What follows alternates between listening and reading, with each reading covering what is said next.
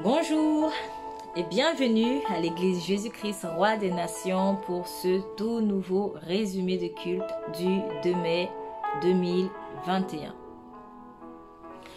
Laisse Dieu lui-même t'introniser. Laisse Dieu lui-même t'introniser. Si on peut résumer en un mot ce que nous avons appris aujourd'hui, c'est ceci. Oui, laisse Dieu lui-même t'introniser. Nous connaissons le passage de Zacharie 4 au verset 6 qui dit, je cite, dans la version français courant, « L'ange me dit de transmettre cette parole à Zorobabel. Voici ce que déclare le Seigneur de l'univers.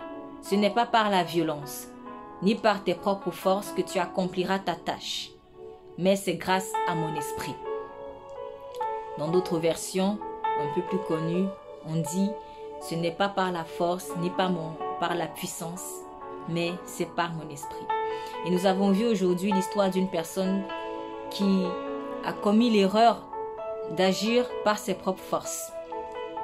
C'est Abner. Abner qui était le capitaine de l'armée du roi Saül. Lorsque le roi Saül est décédé au combat, Abner a, par la force, fait en sorte que Ishbosheth, le fils du roi Saül, soit intronisé roi. Donc, l'intronisation d'Ishbosheth a été orchestrée par Abner. Peut-être que Abner ne voulait pas perdre son poste de capitaine des armées, se disait-il, comme beaucoup le font d'ailleurs, mais si le président saute, moi je pourrais plus être ministre des Affaires étrangères. Si le président saute, je ne pourrais plus être ministre de la Défense, etc. Abner a sûrement réfléchi comme ça. Il s'est dit, vu que Saül n'est plus là, si David prend le trône, je ne suis pas sûr de garder ma place de capitaine des armées. Donc, vaut mieux que je fasse en sorte que quelqu'un d'autre soit intronisé et qui plus est le fils de Saül. Comme ça, nous restons dans le royaume de Saül. Combien de personnes reprochent à leurs autorités d'essayer de conserver le pouvoir de génération en génération, parfois par des voies qui ne sont pas loyales. En tout cas, Abner l'a fait. Et ce qui s'est passé, c'est que peu de temps plus tard, ou peut-être bien longtemps après, ce n'est pas précisé dans la Bible, mais en tout cas, quelques temps plus tard, il y a une querelle entre Ishbosheth et Abner. Donc, Ishbosheth reproche à Abner d'être allé avec la concubine de son père Saül. Abner l'a très mal pris et il a menacé Ishbosheth de transporter la royauté de la maison de Saül à la maison de David. Ce qui est étrange, c'est que Abner dit « J'ai pourtant agi, Ishbosheth, vis-à-vis de toi et vis-à-vis de la maison de ton père par bonté. » Abner savait très bien que seul Saül était le futur, seul David était le futur roi. Donc dire que il a agi par bonté, ce n'était pas en réalité vrai. Ce n'était pas sincère. C'était du mensonge, c'était hypocrite. À ce niveau de la parole, de l'étude de ce verset, il y a une chose à retenir. Lorsque vous savez que vous n'êtes pas à votre place et que quelqu'un a agi par traîtrise à l'égard d'une autre personne pour que vous occupiez cette place qui n'est pas la vôtre, sachez qu'un jour, cette personne qui a trahi un autre va vous trahir. Ishbosheth a fait l'erreur de se laisser introniser par l'homme. Mais l'intronisation vient de Dieu. L'intronisation vient seule de l'Éternel Dieu. C'est Dieu qui établit roi. C'est Dieu qui peut nous établir à tel poste. Ne cherchons pas des alliances humaines. Ne cherchons pas à coopter telle personne et telle personne et telle personne pour qu'elle parle en faveur de nous. Faites confiance à Dieu. Car agir de cette manière, c'est d'essayer d'acquérir une royauté, un avantage par ses propres forces. Et de la même manière que la personne que j'ai sollicitée pour m'établir a trahi un un jour elle me trahira. Parce que si elle s'est alliée avec moi, ce n'est pas dans mon intérêt, c'est dans son intérêt à elle.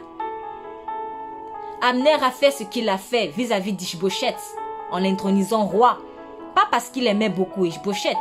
Ce n'était pas l'amour de Dieu qui a poussé Abner à agir comme ça. C'était son intérêt à lui. Abner jouait pour sa peau, si je me permets l'expression. La preuve, c'est que lorsqu'il y a eu la querelle avec Ish-Bosheth, Abner a menacé Ish-Bosheth d'aller vers David. Et il a mis sa menace à exécution. Il est allé voir David. Et il a dit à David, nous lisons dans 2 Samuel chapitre 3, Abner envoya donc des messagers à David pour dire de sa part à qui appartient le pays, en ajoutant, traite alliance avec moi, et voici ma main sera avec toi pour réunir à toi tout Israël. Donc Abner est allé voir David pour négocier une alliance. David, qui était l'ennemi d'Ish-Bosheth, voilà que il est la même personne que Abner va encore solliciter. Celui qui a trahi un autre pour t'établir roi se retournera contre toi, car il n'agit pas par l'amour de Dieu. Et Ish-Bosheth, il est écrit dans le verset 11, n'osa même pas répondre un mot à Abner parce qu'il le craignait. Et oui, c'est normal qu'Ish-Bosheth craignait Abner, parce qu'il savait très bien que la gloire, entre guillemets, qu'il tirait venait d'Abner. Il savait très bien que c'est Abner qui a tout fait pour qu'il soit roi, de façon illégale. Illégale pourquoi? Parce que ce n'était pas le plan de Dieu. Ce qui veut dire quoi? Si je m'appuie sur un homme et que cet homme m'a poussé à la royauté, il deviendra comme mon Dieu. Je vais le craindre. Il me menace. J'aurai peur. C'est pour cela qu'il est écrit dans Jérémie. Maudit soit celui qui compte sur l'homme, mais béni soit celui qui compte sur l'Éternel Dieu. Maudit soit celui qui compte sur l'homme, mais béni soit celui qui compte sur l'Éternel Dieu. Dans ce même passage de Jérémie, on vous précise que celui qui compte sur l'homme est comme une pèderie qui vient couver les œufs d'une autre pèderie. Une poule qui couvre les œufs d'une autre poule. Et en plus, on précise, assurément, la pèderie s'en ira. Donc, pour un temps, je viens couver peut-être les œufs de quelqu'un d'autre. Ce ne sont pas mes œufs. Donc, je le fais illégalement. Un jour, je vais sauter. Un jour, je vais perdre cette place. Car je l'ai volée. Et Dieu ne sera pas avec moi, car Dieu n'est pas un Dieu de voleurs. Malheureusement, Abner, après avoir traité alliance avec David, David avait accepté sur le coup. Et Abner s'est fait tuer par un autre qui avait la même mentalité que lui, Joab. Joab était le capitaine de l'armée de David. Et quand Joab a su que Abner allait faire alliance avec David, parce qu'il avait une dent contre Abner, il s'est vengé. Abner avait tué son frère en fait. Mais il y avait une autre raison. Joab avait peur que Abner prenne sa place de capitaine des armées. Là, on est vraiment sur des questions de politique. La Bible aussi répond aux questions politiques. Et oui. Du coup, Joab a tué Abner. Et malheureusement, on connaît aussi la fin de Joab. Il a toujours, toute sa vie, essayé de se venger soi-même. Ça, c'est encore agir par ses propres forces.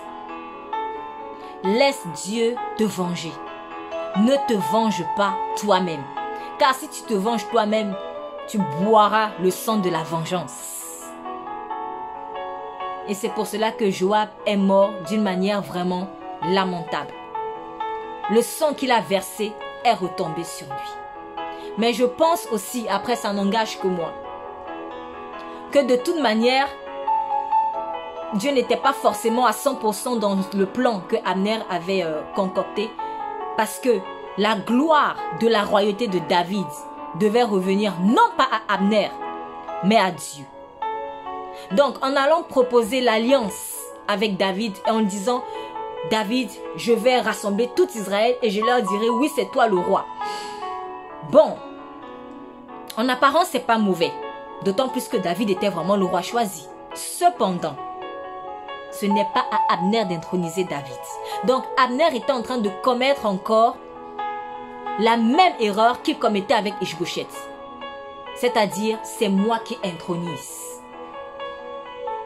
Et là, Dieu dit stop. Ne laisse pas l'homme t'introniser, cher ami. Laisse l'Éternel Dieu lui-même t'introniser.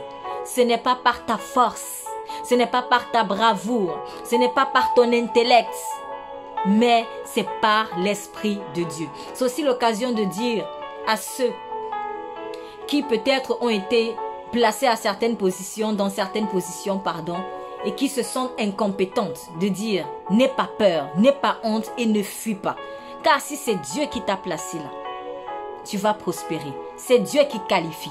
Dieu ne cherche pas des personnes déjà qualifiées, mais il cherche des personnes à qualifier.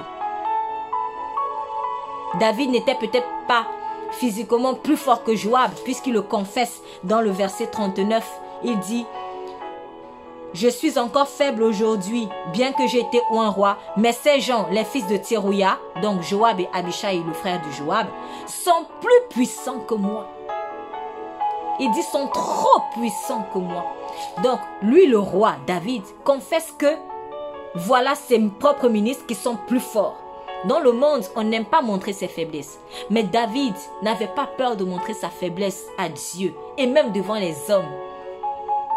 Et ainsi, la gloire de sa royauté revenait à Dieu seul. Et ces sujets pouvaient comprendre que vraiment, notre roi, s'il est si bon, s'il est si rempli de sagesse, s'il a pu amener Israël à cette royauté, ce n'est pas par sa force, mais c'est parce qu'il marche avec l'Esprit de Dieu. Père, je te prie pour toute personne qui en ce moment se trouve dans une situation similaire, où il y a peut-être des querelles de poste, des querelles de position, au travail, à l'église, à la maison, peu importe l'endroit, Père. Je prie dans le nom puissant de Jésus que tu lui donnes à cette personne la révélation de cette parole, pas par la force, pas par la puissance, mais par mon esprit. Je prie, Seigneur, afin que cette personne, ou ces personnes, puissent comprendre que seul ton esprit, pas le talent, pas l'intellect, pas les dons naturels, Seigneur, seulement. Sans ton esprit, nous ne pouvons rien. Mais par ton esprit, nous pouvons renverser cette montagne. Par ton esprit, nous pouvons ouvrir la mer Rouge. Par ton esprit, nous pouvons dire à la tempête, tais-toi. Merci Seigneur de rassurer quelqu'un qui peut-être a peur de perdre sa place. Si c'est la place que toi tu lui as donnée, qu'elle n'ait rien à craindre. Merci également Seigneur de nous donner un cœur humble. Un cœur qui reconnaît que nous sommes faibles devant toi et même devant notre prochain. De telle sorte que nous réalisons que la position que nous avons actuellement ne vient que de ta grâce. Amen. Vous êtes bénis.